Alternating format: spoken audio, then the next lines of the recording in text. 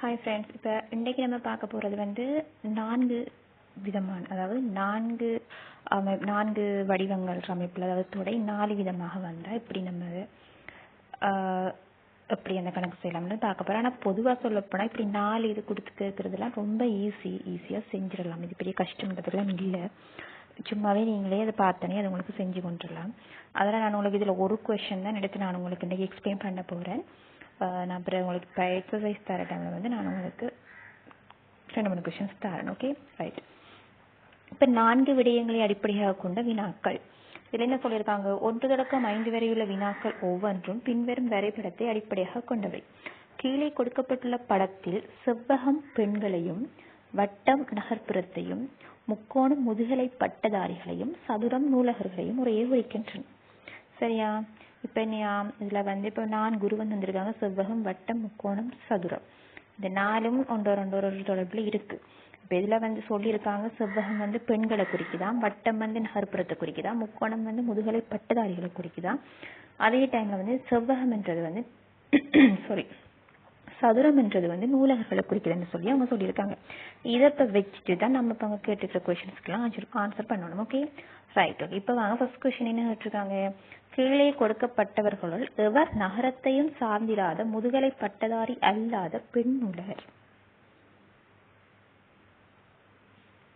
பெண்ண கேள்வி. கீழே கொடுக்கப்பட்டவர்களுள் எவர் நகரத்தையும் சார்ந்திராத.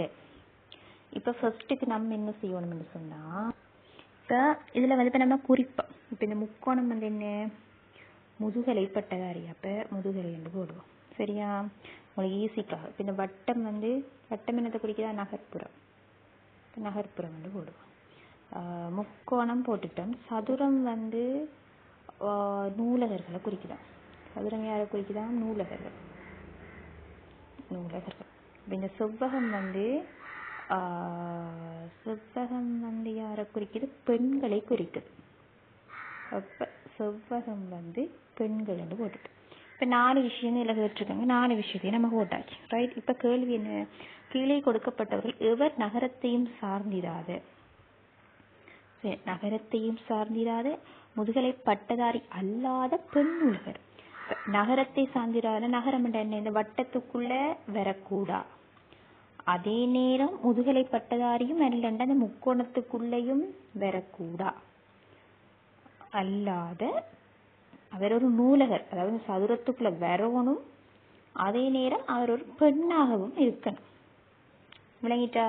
அதாவது இப்ப அவர் ஒரு பெண்ணண்டா பெண்கள் எல்லாரும் செவ்வகத்துக்குள்ள வருவாங்க. அதே நேரம் நூலகர் என்று சொன்னா செவ்வகத்துக்கையும் சதுரத்துக்கையும் வருவாங்க. அதே நூலகர் வந்து முதுகலை பட்டதாரி என்று சொன்னா செவ்வகத்துக்குள்ளேயும் வந்து சதுரத்துக்குள்ளேயும் வந்து முக்கோணத்துக்குள்ளேயும் வருவாங்க.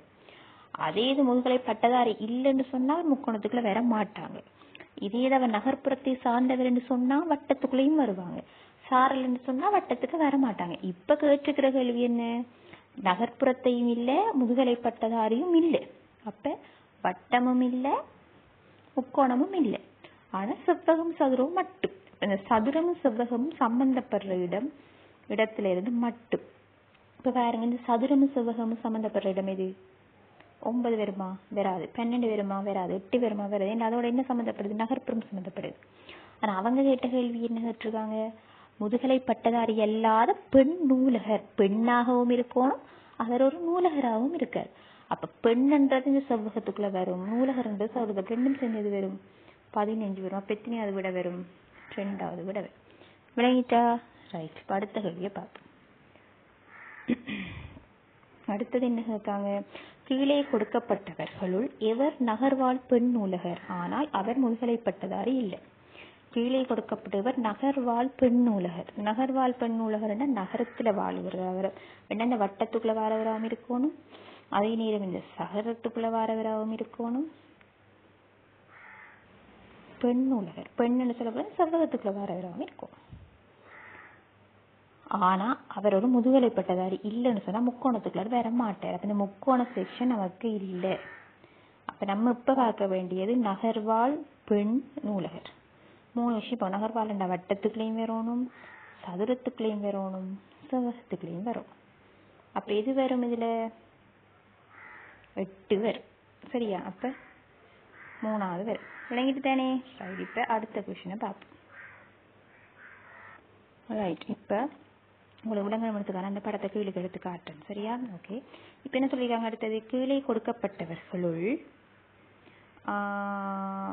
கொடுக்கப்பட்டவர்களுள் எவர் நூலகரும் அல்ல, முதுகலை பட்டதாரியும் அல்ல, ஆனால் நகரத்தை சேர்ந்தவர், மேலும் அவர் பெண்ணும் அல்ல. விளங்கிட்டு? என்ன கேள்வி? நூலகரும் அல்ல என்று சொன்னா சதுரத்துக்குள்ள வரமாட்டார். ஓகே, சதுரம் பின்ன வந்து ரிஜெக்ட். அடுத்தது முதுகலை பட்டதாரியும் இல்லைண்டா முக்கோணமும் ரிஜெக்ட். ஆனால் நகரத்தை சேர்ந்தவர்னா வட்டத்துக்குள்ள வருவார், ஆனால் அவர் பெண் இல்லை. ஏண்டா தனியா வட்டத்துக்குள்ள மட்டும், செவ்வகத்துக்குள்ளேயும் வர மாட்டாரு, பெண்ணும் இல்லை. தனியா சதுரத்துக்குள்ள மட்டும் வாரால் யாரு வரும்? 5 வரைக்கும் 2வது பதம் விட. சரியா? ரைட். அடுத்தது கீழே கொடுக்கப்பட்டவர்களில் இவர் பெண் அல்லாத, பெண் இல்லாதென்றா செவ்வகம் இல்லை. பாப்போமா? செவ்வகம் இல்லை. அதே நேரம் நகரத்தை சேர்ந்திராத முதுகலை பட்டதாரி அல்லாத நூலகர். பெண் அல்லன்னு சொன்னா செவ்வகம் இல்லை, நகரத்தை சேர்ந்திராத என்று சொன்னா வட்டம் இல்லை, முதுகலை பட்டதாரியும் இல்லை, ஆனா அவர் ஒரு நூலகர். அப்ப இது வரும் நூலகர் மட்டும். அப்ப எத்தனையாவது விட வரும்? 9வது வரும். 9 முதலாவது விட வரும், 9வது நம்பர் வரும். விளங்கிட்டு தானே? ரைட். இப்ப அடுத்தது கீழே கொடுக்கப்பட்டவர்களுள் எவர் நகர்வாழ் ஆண் நூலகர்? நகர்வாழ் நகரத்திலையும் வாழ்றவர் இருக்கும் பேரு, அதே நேரம் நூலகராகவும் இருக்கணும், ஆனா ஆண் இல்லை, பெண் இல்லை. ஆண் நூலகர்னா பெண் இல்லைன்னா செவ்வகத்துக்கு வர மாட்டாரு. சரியா?